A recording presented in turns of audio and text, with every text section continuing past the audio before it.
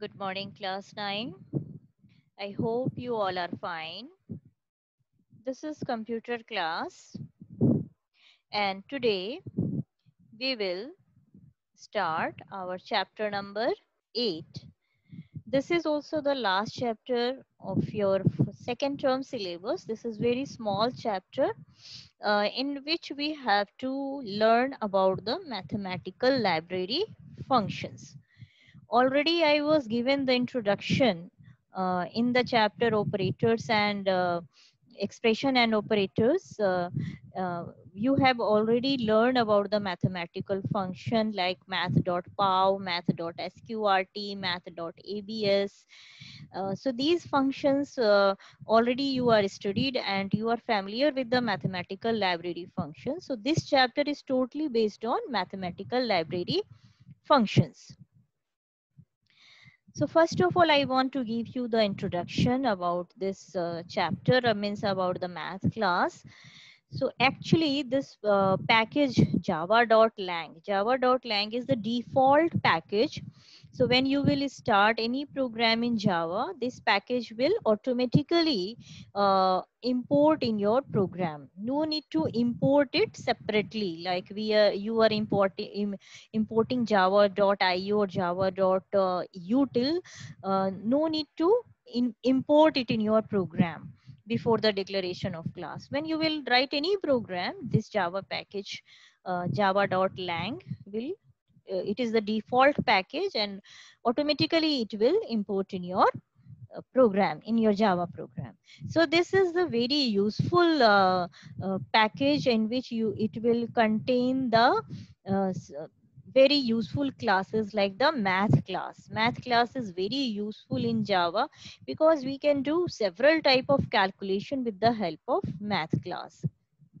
So math class is a collection of many useful methods for performing common mathematical functions. Okay. So these are some functions which we can use. These are some methods we can use by using the math class. Okay, so these all functions which I will explain you today, which are in your syllabus, these all are related to your math class. So before using these all function, you have to write this class math dot, like math.pow, math.sqrt, math.cbrt, math.ceil. These all, along with these all functions, okay, along with these all functions, you have to use this math. Why math? Because these all functions belongs to the math class. And here we will pass some arguments that I will explain you one by one. So first function, first mathematical function which you have to study in your ninth class according to your syllabus, that is pow function. This is also belongs to your math function. This is also this function belongs to the math class. So how we can write? What is the syntax? Like you want the answer in the variable z. In all the functions, I kept the same variable name so that you can understand it easily. In the function z, sorry, in the variable z, I want to store my result after the calculation by using this math function. First one is math.pow. So in math.pow, we are passing two arguments. First argument will behave like the base, and second argument will behave like the power, exponent. Okay, so first argument is raised to the power of the second argument. It means x power y.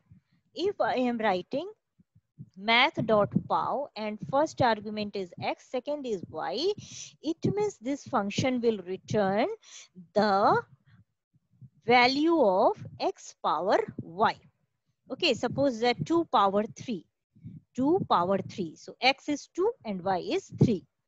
Okay, so 2 2 ja 4, 4 2 ja 8. 8 will store in variable z. So the return type and argument type both will be of double type, where in the function math.pow. The return type means which value will store in the variable z, that will be of double type, and which argument we will pass, that will also be of double type. Okay, so return type and argument will be double. Next function is sqrt. This is also belongs to math class. So how we can write z equals to, or wherever in which variable you want to store the answer, math.sqrt x. Already you learned about this function also. This function will return the square root of the arguments, means which argument we will pass here. Okay, with sqrt function. Suppose I am passing here 9. So it will give the value, it will give the answer, it will return the answer square root of 9. It means square root of 9 is 3. Okay, so it will return the answer 3. Next, CBRT. CBRT will also work with math class. It will return the cube root of the argument. Cube root. Okay. Like if I will pass here the argument 27. So what will be its cube root? 3.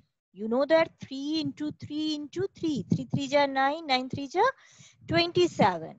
So it will return the cube root of the given argument. Here also return type and argument type will be of double type. Okay, argument type means which type of argument we are passing, and return type means which type of output we will get after using this function. Next is CEIL, CIL function. It is also known as CIL. And it will return the smallest number that is greater than or equal to the argument. Like for these examples also I will give you with the help of program. First you try to understand it.